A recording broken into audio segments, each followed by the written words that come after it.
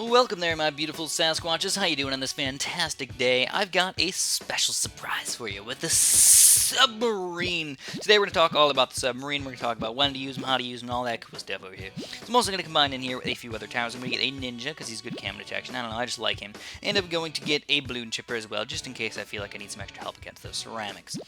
And I probably shouldn't have skipped that, but we got the cannon as well. Alright. So on that note, what maps should you use a Submarine on? Well, you need water. That's the first thing. You absolutely need water. That's the most important thing. If you have a little tiny lake of water in the corner or something like that, you probably shouldn't use the submarines. You can, of course, try and use them, but in general, I would try and stay away from them at least a little bit. So there we go. We got our quick little baby submarine over here. Fantastic. So we need to talk about the 0-0 submarine first. As a 0-0, how good is he? He's not that effective. The cool thing is even as a 0-0, the darts are actually seeking. They don't just shoot straight, they seek towards the balloon. So if, magically balloons started getting popped left and right and all over the place, this guy can do a good job of popping them. Then when we move on to the twin guns, it's very simple. He doubles his speed. So you can go bam, twin guns, he shoots 2 times as fast. Is this important? Well, if you get the barbed darts upgrade on the left, it's fairly good. But in general, the main thing you want to do is go for this upgrade over here, airburst dart. So I have to get this right now before I talk about it, just because of the obvious nature of the red balloons all over the place. We'll also get a little bit of eco going in here as well. But basically, I don't know exactly how many balloons the airburst darts pops. I have no idea, but let's just say this. It's a lot. It can pop full-on reds, full-on blues, almost full-on greens, and for the most part, it can pop most yellows as well. So, unless somebody's going for a full-on yellow rush or a full-on regal yellow rush, you're going to be fine with just airburst darts. And if you need to, that's an easy way to just pop in some battle energy. So that's why people like the subs so darn much, is because they're just a really easy tower that we can afford on round 2. That can defend everything up until round 8, maybe 9, maybe even 10, unless they send a lead against you. So, that's why the submarines are really, really nice, especially this really nice airburst darts upgrade. Again, we don't even need to get the barbed darts. We don't need to get anything else. We just chill with the airburst darts. But of course, we need to talk about the other side as well. That is, of course, very, very important to understand. So the other side is the barbed darts. So as a 0-0 sub, let's get another sub over here. If he fits over here, I'll fit him. No, he doesn't. All right. So as a 0-0 submarine, again, he's okay. But now the barbed darts upgrade. So most people use low-level submarines until you get a nuclear submarine. That's usually what people do. Nobody just jumps in here and gets crazy 3rd tier, 4th tier subs on round 4 or 5. That just usually doesn't happen. So barbed darts is going to make him shoot, instead of 1 balloon per shot, 3 balloons per shot. So we're tripling his popping power. That's a pretty solid upgrade right there. Yeah, absolutely. So that's why he's, it's just a nice way to start off the game, getting triple your popping power out of a fairly cheap tower. As a low-level tower, it's only $350 to start, and if you pay another $350 to get triple your popping power, hey, why the heck not? Then here's the weird one, though, advanced intel. So a lot of people don't really understand advanced intel. And I understand why you don't understand advanced intel, because it is that funky little thing that we're really not used to very much at all. I'm also going to get one last submarine down here, just in case I need to get a nuclear submarine, if he sends out leads against me or whatever. But, basically, I'm going to get this guy up to barbed darts and advanced intel. The main reason was for advanced intel. So check it out. Right now, he can only shoot everything inside of his range. When I get advanced intel, the range of all of my towers combined, if I put a tower up here, if I put a ninja up here, if I put a balloon chipper up here, wherever I put a tower, that also is now his range. So we can see pretty much everywhere on the map if you get a couple towers just spread out. Even if it's a 0-0 dart monkey, any of those will make it so he has a crazy, ridiculously awesome. So he's gonna do this. I'm gonna have to get a reactor, and we're gonna submerge that bad boy, and we should hopefully defeat all of these camo pinks. Within reason, man. Within reason.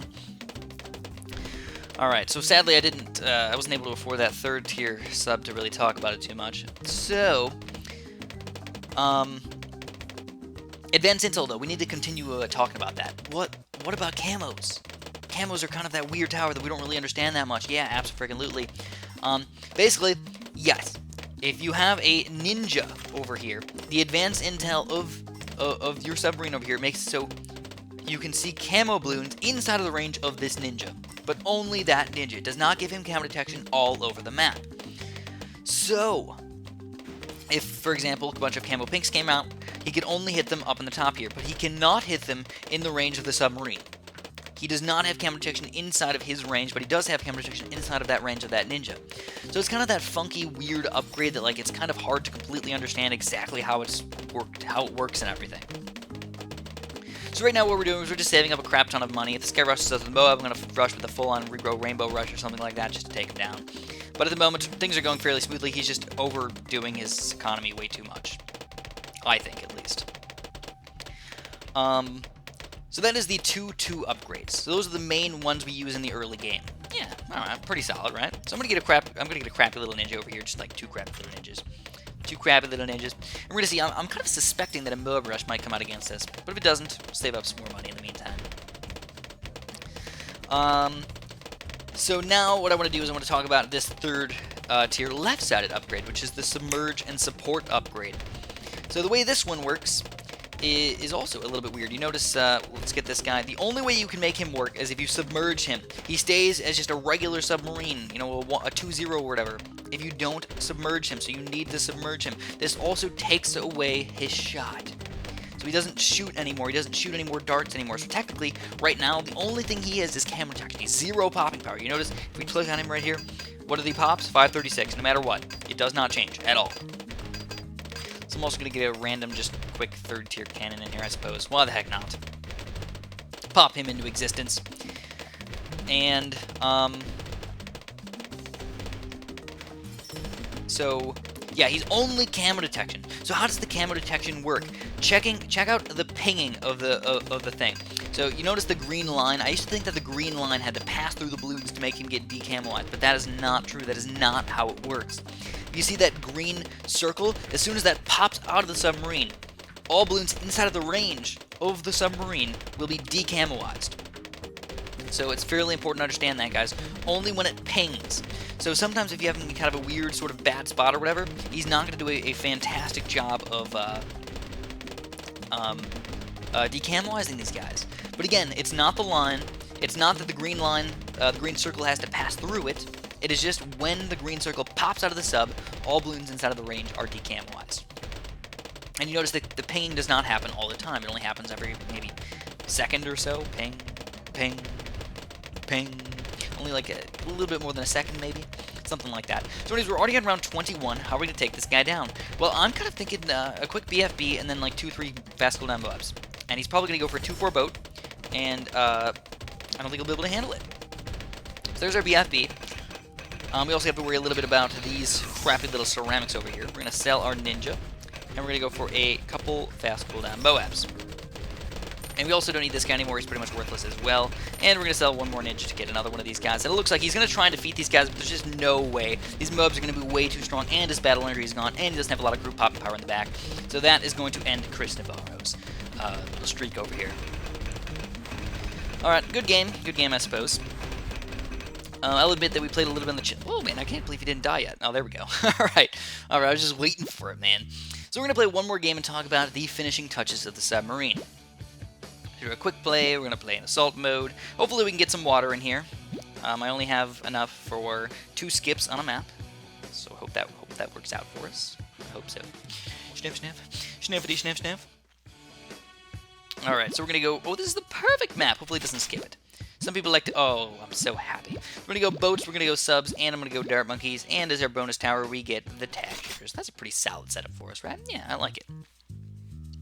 So again, I'm going to be doing the same thing. I'm going to get a quick 0-2 submarine. This is normally how most players would use the submarine. A 0-2. Pop him into existence in a spot where he can attack both sides, of course. Or multiple spots, at least. Again, twin guns is not effective until you get air burst darts, and or if you get a 1-1 sub. They're a fairly good starting tower, but I usually just recommend don't get the 1-1, just go for a 0-2 as fast as possible. You're going to be so much happier, trust me. It's kind of like a waste of upgrade, because then you have to get a 1-2, and it really doesn't add that much pop and power on top of that anyways. So it's like, really not that worth it.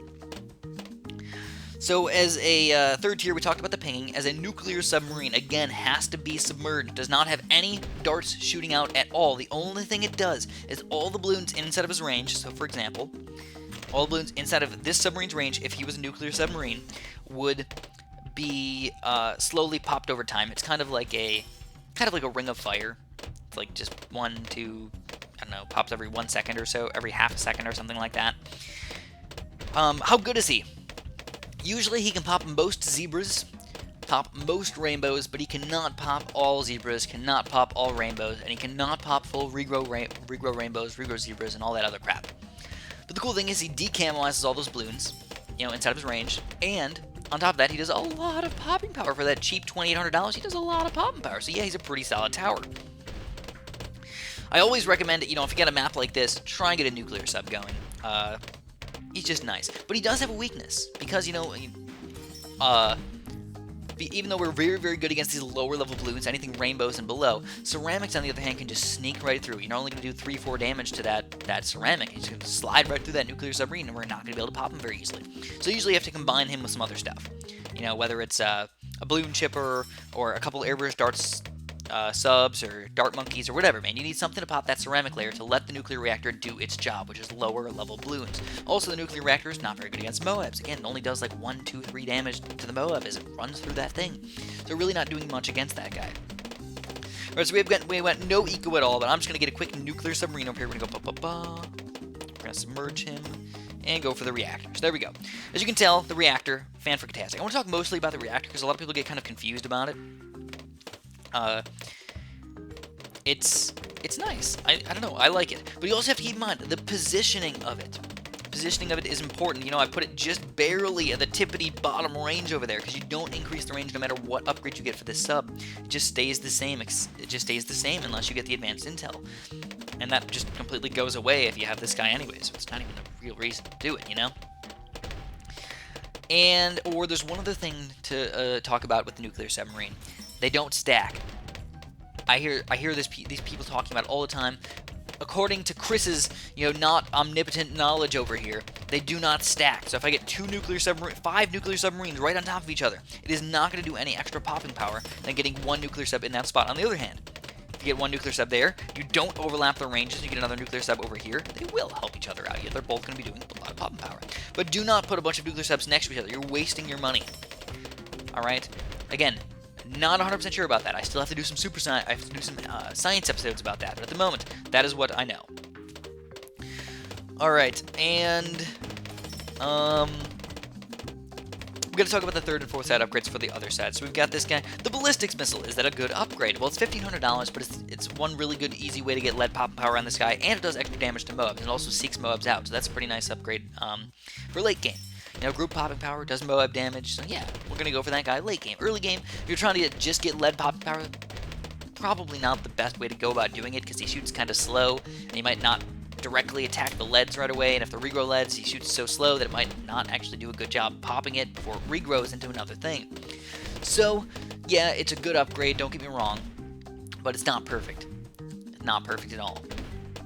But once we get up to this next upgrade, man, there's no way I'm going to be able to afford this thing. It's $20,000. The first strike capability pops a Zoma God, but not just a Zoma God. It can pop a Zoma God plus a lot of balloons inside its range. So if you have like a Zoma God and like 10 VFBs on top of each other, bam, shafrickin' zam, explodes them all out of existence. It's amazing. But it's expensive. That's the thing. Of course, late game, around 50, 60, 70, 80, you're probably not going to do an insta-kill on a Zoma God anymore, but they're still fairly effective. They're a fairly effective tower for getting rid of a lot of extra balloons. And that's pretty much going to wrap it up for the submarine. There's really not that much... It's really not that hard to understand. The most important thing to understand is how the nuclear sub works and how the submarine, the third 3-0 submarine works as well. Because those are kind of weird camo detection thingamabobs. And the main thing, again, I gotta repeat this because a lot of people get really confused. Do not stack the nuclear submarines. I see that with a lot of people. They'll stack 2 or 3 on top of each other. And it's that weird thing that like not many people even understand or know why. It's like, why doesn't it do that? I don't know. Or maybe if it does do popping power, it might do some damage, but it seems to do less damage. Maybe that's another thing. It's just not worth as much. So anyways, we're gonna just rush this guy with a bunch of regrow leads. I'm gonna test it out, man. Oh, I set out the wrong regrow leads, didn't I? Oh, I did. Oh, crap. Alright. So, on that note, alright, what are we gonna do? I'm thinking a full regrow rainbow rush. What do you guys think? I mean, he's got a ninja over there. If he uses the battle launcher, he might be able to defend that thing, but that's going to be a little bit difficult, especially with that wizard getting more damage out of these things. So I will go for it. I'm going to go for a full-on regrow rainbow rush. So check out the nuclear sub. Rainbows and everything down to pretty much nothing. within reason. So let's do a BFB. I think we might do 3 fast cooldown mobs unless he does something crazy against us. Then I'll have to do rainbows for sure. So we're still sending out yellows against us. Kind of a funky way for this guy to do it. I don't know, obviously this guy's not the best player in the entire world, but he's still playing okay. Here we go, we got 3 fast cooldown mobs. He's gonna use the battle energy on these guys. Keep in mind, I still have 3 battle energies left if I need to. Oh man, this is gonna get really intense. So his ninja's obviously doing a very, very good job against the Moabs, but against the BFB, will it be good enough? And that is the real question. I also don't know if this guy's gonna be good enough against these ceramics, which I think come out on this round. I don't really know. He's still gonna pop that BFB. There we go. The BFB has popped into little smaller balloons. We've got Moabs now, but he's got 2 4th-tier ninjas. I still don't think he's gonna be able to pop these guys, even with the second set of battle energy. Unless he gets absolutely ridiculously lucky. And no, he does not get lucky enough, and we do end up taking him down. So really fun game right there. As you can tell, the nuclear submarine's really, really good. Not that great against the BFBs and everything. You know, once you get higher levels, you know, 18, 20, 22, not as great, but still a fairly effective tower overall. If you guys like this video, please press the like button. I really appreciate that, and have a super duper delicious day.